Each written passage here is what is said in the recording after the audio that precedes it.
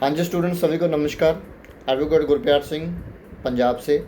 तो मैंने पहले भी जो वीडियो किया था, राजस्थान हाई कोर्ट ने जो डायरेक्ट किया था वेरिफिकेशन ऑफ द जो डिग्रीज थी टीचर का, उनका जो एक गाइडलाइंस फिर से दोबारा से जारी हुआ है, क्योंकि कुछ जो है टीचर थे वो उसमें रह गए थे। तो यूनिवर्सिटियों के ऊपर जो बात की थी वो OPGS यूनिवर्सिटी, सनराइज यूनिवर्सिटी और सिंगानिया यूनिवर्सिटी का जो लफड़ा था, उन चीज़ों के बारे में इन्होंने बोला था। तो मोनली हाई कोर्ट ने जो डायरेक्शंस पास आउट किए हैं वो सभी यूनिवर्सिटी के ऊपर फॉलो करेगा। उसमें क्या था, date of admission in the course and duration of the case, भी कब से इनकी जो कोर्सेज की एडमिशन हुआ था किसी भी यूनिवर्सिटी में और कितने साल का कोर्स था।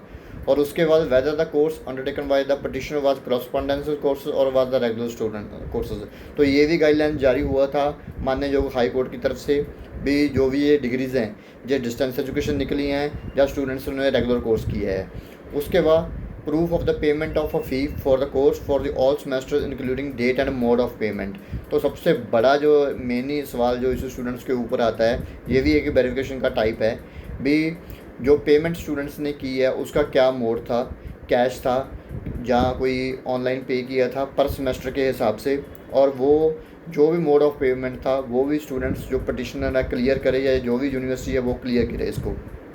और तीसरा, dates when the petition have attended the classes, और कौन कौन सी जो डेट्स हैं, अटेंडेंस जो सभी को बोलते हैं, अभी अटेंडेंस होना मैंडेटरी है, उसके बिना तो अगर अटेंडेंस रिकॉर्ड ही नहीं होगा तो वैसे भी डिग्री नहीं वैलिड है, तो वो भी देना मस्ट है जिनको। The schedule of the examination conductor, कब कब एग्जाम जो कंडक्टेड हुए हैं उनके बारे में भी माननीय जो हाई कोर्ट ने ये डायरेक्शंस दी हैं। Valid at the petition take exam, सबसे जो हॉनरेबल सुप्रीम कोर्ट का भी पहले जजमेंट आ गया था, अभी आउट ऑफ जुरिडिक्शन जो भी एग्जाम होते हैं उसको इनवैलिड करार किया जाएगा, 2010-13 के बाद का मैटर था। तो उसके भी हाई कोर्ट ने ये भी कंसिडर किया है भी स्टूडेंट्स ने जो यूनिवर्सिटी के एग्ज़ाम हैं वो कहाँ पे दिए थे, कैंपस में दिए थे या आउट ऑफ स्टेट किस कहाँ पे दिए थे, वो भी इन्होंने मांगा है रिकॉर्ड के बारे में। क्योंकि सभी हाई कोर्ट्स की इसके ऊपर पहले ही एक बाज वाली आँख वो हम बोल सकते हैं, क्योंकि इससे भी क्लियर होगा, क्योंकि बहुत से स्टूडेंट्स आउट ऑफ स्टेट जो एग्ज़ाम दिए हैं जो ऑलरेडी इनवैलिड हैं।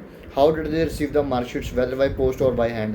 और सबसे बड़ा जो मैडम जैसे कोई अपना जैसे कोई काफ़ी जो यूनिवर्सिटीज़ होती हैं वो एक रखती हैं भी वहाँ पे, हाँ वो हमारे हम आपको एक यूनिवर्सिटी की डिग्री को हम सम्मानित करते हैं, उसकी फ़ोटोग्राफ्स होती हैं। तो मेनली ये भी हाई कोर्ट ने इशू इसमें किया था भी भाई जो जिन्होंने डिग्रीज या मार्कशीट्स रिसीव करी हैं वो यूनिवर्सिटी को बाई कोरियर भेजा था स्टूडेंट्स को, जब बाई हैंड दिया है उसका भी जो भी बाई कोरियर जो इनवेल्प आता है वो भी स्टूडेंट्स संभाल कर रखें।